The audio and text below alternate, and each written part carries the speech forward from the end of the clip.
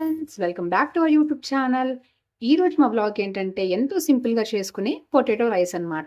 ఇంట్లో మనకు ఏమీ లేనప్పుడు కూరగాయలు ఎంతో ఈజీగా చేసుకునే పొటాటో రైస్ని ఇప్పుడు మనం చూద్దాం. సో ముందుగా ఒక కడాయి తీసుకొని అందులోకి ఆయిల్ వేసి పొటాటోని చిన్న చిన్న స్లైసెస్గా మనం కట్ చేసుకొని అందులో మనం వేసుకోవాలన్నమాట.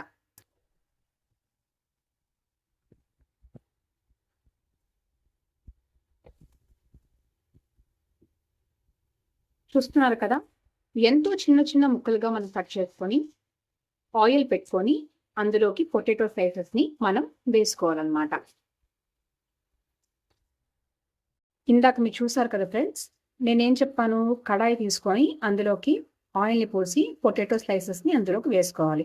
సో వేసుకున్న తర్వాత దాన్ని మనం డీప్ ఫ్రై చేయాలన్నమాట. లైక్ ఎలాగంటే బ్రౌనిష్ కలర్లోకి వచ్చేంత వరకు మనం పొటాటో స్లైసెస్ని బాగా ఫ్రై చేసుకోవాలన్నమాట. సో ఫ్రై చేసిన తర్వాత చూపిస్తాము. గైస్ చూస్తున్నారు కదా, మనకు పొటాటో అనేది లైట్ బ్రౌనిష్ కలర్లోకి వచ్చిందనమాట. సో దాన్ని ఒక బౌల్లోకి మేము సపరేట్గా తీసుకొని పెట్టుకున్నాం. దీని తర్వాతి ప్రాసెస్ని మేము ఇప్పుడు మీతో చూపిస్తాం.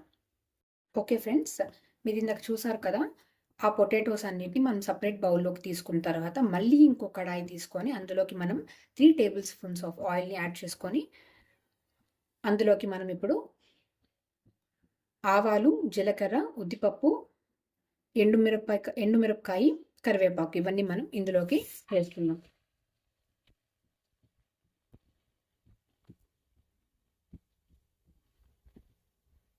సో అందులోకి మళ్ళీ మనం పచ్చిమిర్చిని అలాగే ఎర్రగడ్డ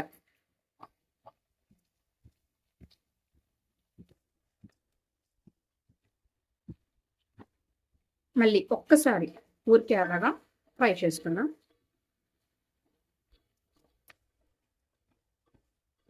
ఓకే ఫ్రెండ్స్, ఇలా మనం ఫ్రై చేసుకున్న తర్వాత ఇందులోకి మనం జింజర్ గార్లిక్ పేస్ట్ని యాడ్ చేసుకున్నాం.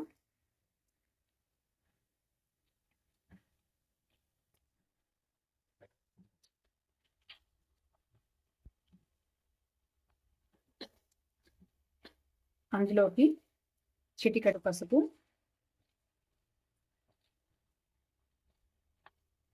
కారం అలాగే ధనియా పౌడర్ అనేది మేము ముందుగానే మిక్స్ చేసి ఇప్పుడు పెట్టుకుంటాం అన్నమాట. సో కారం అలాగే దీనికి తగినంత ఉప్పు ఒకసారి మళ్ళీ బాగా ఫ్రై చేసుకున్నాం పేస్ట్ లాగా.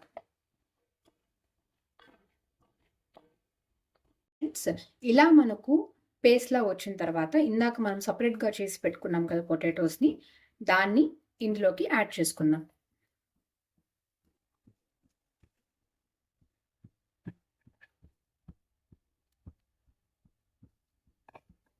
సో యాడ్ చేసుకున్న తర్వాత ఒకసారి దీన్ని బాగా మిక్స్ చేసుకున్నాం.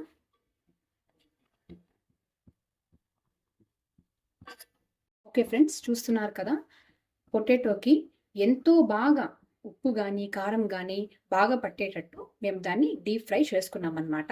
సో ఇందులోకి మేము ముందుగా తీసి పెట్టుకున్న బాస్మతి రైస్ని అందులోకి మేము ఇప్పుడు యాడ్ చేస్తాం.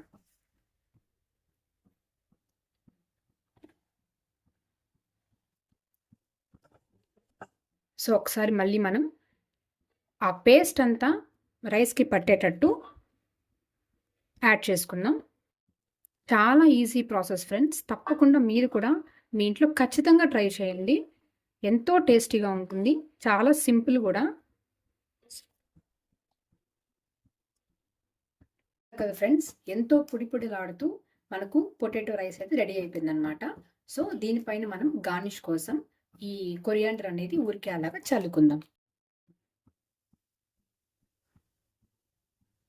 అంతే ఫ్రెండ్స్, ఎంతో ఈజీగా చేసుకునేవంటి ప్రాసెస్ అనమాట ఈ పొటాటో రైస్ అనేది. ఖచ్చితంగా మీరు కూడా ట్రై చేయండి మీ ఇంట్లో, చాలా ఈజీ ప్రాసెస్. చూస్తున్నారు కదా ఎంత బాగుందో. ఓకే ఫ్రెండ్స్, ఖచ్చితంగా ఈ రెసిపీని ట్రై చేయండి. ట్రై చేసిన వాళ్ళు తప్పకుండా మాకు కమెంట్స్లో పెట్టండి. ఈ వీడియో మీకు నచ్చినట్టయితే ఒక లైక్ చేయండి, షేర్ చేయండి.